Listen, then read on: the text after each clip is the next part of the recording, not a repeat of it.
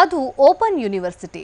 ಅಲ್ಲಿ ಶಿಕ್ಷಣ ಪಡೆದು ಒಳ್ಳೆ ಉದ್ಯೋಗ ಪಡಿಬೇಕು ಅಂತ ನೂರಾರು ವಿದ್ಯಾರ್ಥಿಗಳು ಕನಸು ಕಂಡಿದ್ರು.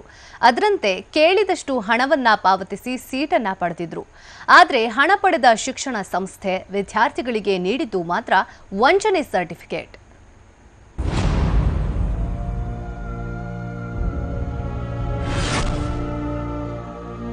ಇದು ನೀಲಕಂಠೇಶ್ವರ ವಿದ್ಯಾಸಂಸ್ಥೆ. ದಾವಣಗೆರೆಯ ವಿಜಯನಗರದಲ್ಲಿರೋ ಈ ಸಂಸ್ಥೆ ಮೈಸೂರಿನ ಕರ್ನಾಟಕ ರಾಜ್ಯ ಮುಕ್ತ ವಿಶ್ವವಿದ್ಯಾಲಯದ ಕೇಂದ್ರ.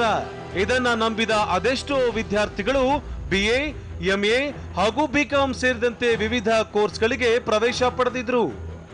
ಆದರೆ ಸಾವಿರಾರು ರೂಪಾಯಿ ಕೊಟ್ಟು ಸೀಟು ಪಡೆದವರಿಗೆ ಈ ಸಂಸ್ಥೆ ಸರಿಯಾದ ಬಹುಮಾನವನ್ನೇ ಕೊಟ್ಟಿದೆ.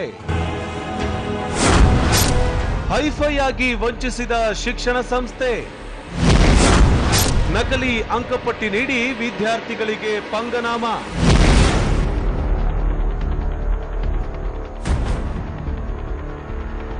ಹೌದು, ಇದೇ ಕಾಲೇಜಿನಲ್ಲಿ ಓದಿದ ವಿದ್ಯಾರ್ಥಿ ನಂಜುಂಡಸ್ವಾಮಿ ಕಳೆದ ವಾರ ಮೈಸೂರಿನಲ್ಲಿರೋ ಓಪನ್ ಯೂನಿವರ್ಸಿಟಿಗೆ ಹೋಗಿದ್ದಾನೆ.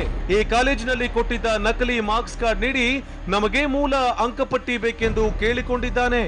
ಆದ್ರೆ ಈ ಅಂಕಪಟ್ಟಿ ನೋಡಿದ ಮುಕ್ತ ವಿವಿ ಅಧಿಕಾರಿಗಳು ಇದು ನಾವು ಕೊಟ್ಟ ಅಂಕಪಟ್ಟಿಯಲ್ಲ ಅಂತ ಹೇಳಿ ಕಳಿಸಿದ್ದಾರೆ.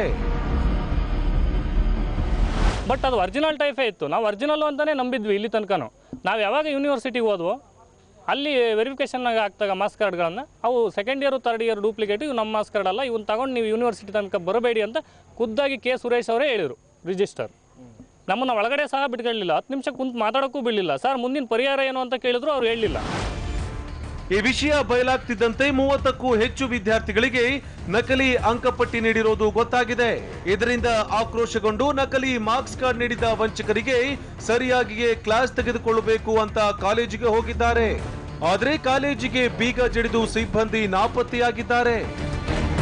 ಈ ಸಂಸ್ಥೆಯವ್ರು ಏನು ಮಾಡಿದಾರಪ್ಪ ಅಂತಂದರೆ, ಮಕ್ಕಳಿಗೆ ಇಲ್ಲಿ ನಾವು ಎಕ್ಸಾಮ್ ಕಟ್ಸ್ಕೊಂತೀವಿ, ನಿಮಗೆಲ್ಲ ಮಾರ್ಕ್ಸ್ ಕಾರ್ಡ್ಸ್ ಕೊಡ್ತೀವಿ, ನೀವು ಓದದೇ ಇದ್ರೂ ನಿಮಗೆ ಡೈರೆಕ್ಟಾಗಿ ದುಡ್ಡು ಕೊಟ್ಟರೆ ಮಾರ್ಕ್ಸ್ ಕಾರ್ಡ್ ಸಿಗುತ್ತೆ ಅಂತೇಳಿ ಹುಡುಗರಿಗೆಲ್ಲ ಕರೆಸ್ಬಿಟ್ಟು ಒಬ್ಬನು ಮೀಡಿಯೇಟರ್ ಶಿವಕುಮಾರ್ ಅಂತೇಳಿ ಅವ್ನಿಗೆ ಹಿಡ್ಕೊಂಡು ಈ ಜನರಿಗೆಲ್ಲ ಹುಡುಗರಿಗೆಲ್ಲ ಚೈನ್ ಲಿಂಕ್ ಥರ ಕರೆಸ್ಕೊಂಡು ಇಲ್ಲಿ ಎಕ್ಸಾಮ್ ಬರದೇ ಇರೋ ಮಾರ್ಕ್ಸ್ ಕಾರ್ಡ್ನ ಕೊಡ್ತೀವಿ ಅಂತೇಳಿ ಕರೆಸಿ ದುಡ್ಡು ಇಸ್ಕೊಂಡು ಫೇಕ್ ಮಾರ್ಕ್ಸ್ ಕಾರ್ಡ್ ಕೊಟ್ಟಿದ್ದಾರೆ.